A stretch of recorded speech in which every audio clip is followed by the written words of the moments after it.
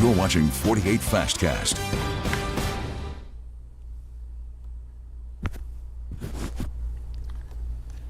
Good afternoon, everyone. I'm Liz Hurley with this 48 Fastcast, our digital version of your top headlines and a short, fast newscast. We begin today in Marshall County, where we are learning more about the deadly wreck involving 3 Huntsville City employees.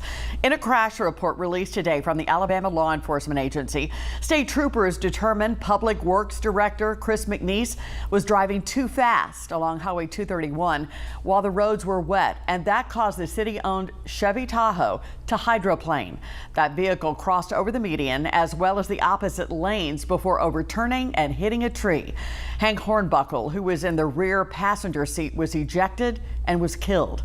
McNeese and another passenger and fellow city employee Donnie Dowdy were injured in that wreck. WAFF 48's Kelly McNeese will have more on this story starting today at 4. A Mobile family still missing today following the deadly flooding in Texas over the July 4th weekend. Eddie Santana Sr. and Ileana Santana, along with multiple other family members, were staying at a campground along the Guadalupe River in Kerrville when their cabin was literally swept away by floodwaters. In less than an hour, that river rose to 26 feet, leaving the family no time to evacuate. The couple's son, Eddie Jr., was able to escape, with his sister-in-law saying it was a miracle they made it out. He got hit with a door that popped off from somewhere, he says, and got sucked out from the roof, and he battled to the top of the water and watched the cabin float. He was being hit and twisted and turned and drowned. Eddie Jr. was taken to the hospital, but he is expected to survive. But his wife, his daughter, and parents still missing. As of now, at least 108 people have died in those floods.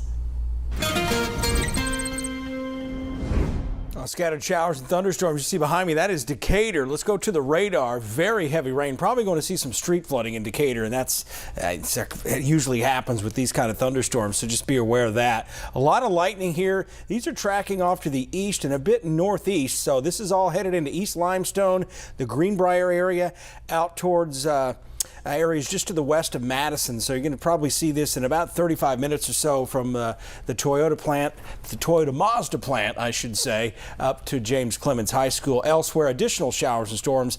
That just happens to be the strongest one. As far as the weather goes, it's hot outside of the thunderstorms with temperatures in the low to mid 90s. Here's the numbers: 93 Huntsville, 79 in rain-cooled in Muscle Shoals. That 89 at Pryor Field in Decatur is going to change into the 70s real quick. Rain chances, well, they are going to be increasing again tomorrow, back up to 50%, then 60%. But overall, each and every day presents a challenge knowing exactly where the thunderstorms are going to fire up. So we will have them just like today, but some days they're going to be in different places. We'll take a complete look at your forecast and more news coming up after this break. Thank you, Brad. As part of its 10-year capital plan, changes are coming to Huntsville City Schools. Part of that capital plan includes the addition of a new Montview Elementary School. This new school means the current Montview Elementary School will close in order to make room for the new one. We'll have more after this break.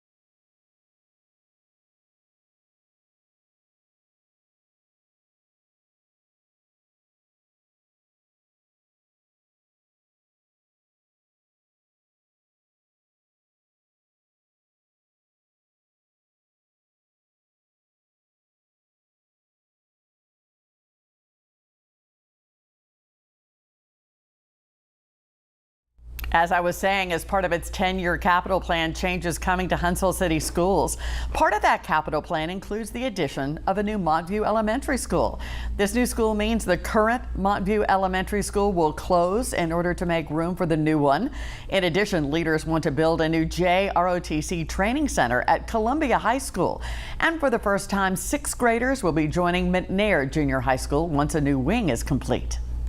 So right now, those are the only two schools, McNair and Huntsville Junior, where you have 7th and 8th graders. Well, across the city, the plan is to move 6th graders into both McNair and Huntsville Junior High, where currently they're only 7th and 8th graders. Williams says 6th graders should be moved by the next academic year. The new Montview Elementary School is expected to be completed in 2027 or perhaps 2028. Now, your first alert weather with Chief Meteorologist Brad Travis. Oh, we got some very heavy rain in some areas, but other areas like Huntsville, for instance, right now, the east side of town, there's a shower, but right in the middle of town, it's just hot and humid. You can see as you go towards Ryland Pike on the east side of Huntsville, out towards Chase, we've got some locally heavy rain, but the heaviest rain by far is right over downtown Decatur. Now, this storm's going to move northeast. As it does, it's going to weaken some, but it's also going to produce a rain-cool boundary that'll spread out. We'll likely see an increased enhanced activity here from Madison up to Harvest, Monrovia, with heavy rainfall, a lot of lightning within the hour, I would say, with some new development. Where it has rained already, your chances for showers and storms the rest of the day will go down once your rain ends. And we've got some upper 70s out there where it has rained. Tonight, we'll see the rain end, more humidity still, 73 for the overnight low, just like last night. 90 tomorrow, so slightly cooler. Stay hydrated. Locally heavy rainfall will be the biggest concern. The sun set around 8:03. Here's 6 o'clock tomorrow morning. I think we wake up rain free. Might see a stray shower late morning, but that same thing didn't happen today. The models are trying to produce the rain too early. Typically we get it once we start to warm up to near 90 degrees, and I think that's going to be the case around 12:30 tomorrow. Scattered showers and storms. Again, there's really no way of telling the day before exactly where these storms are going to fire up. So the best advice I can give you is to just kind of check our 48 First Alert weather app, the radar on there. It'll give you a good idea of where things are developing as we go towards the noon hour, and then they just kind of continue to spread out throughout the rest of the day.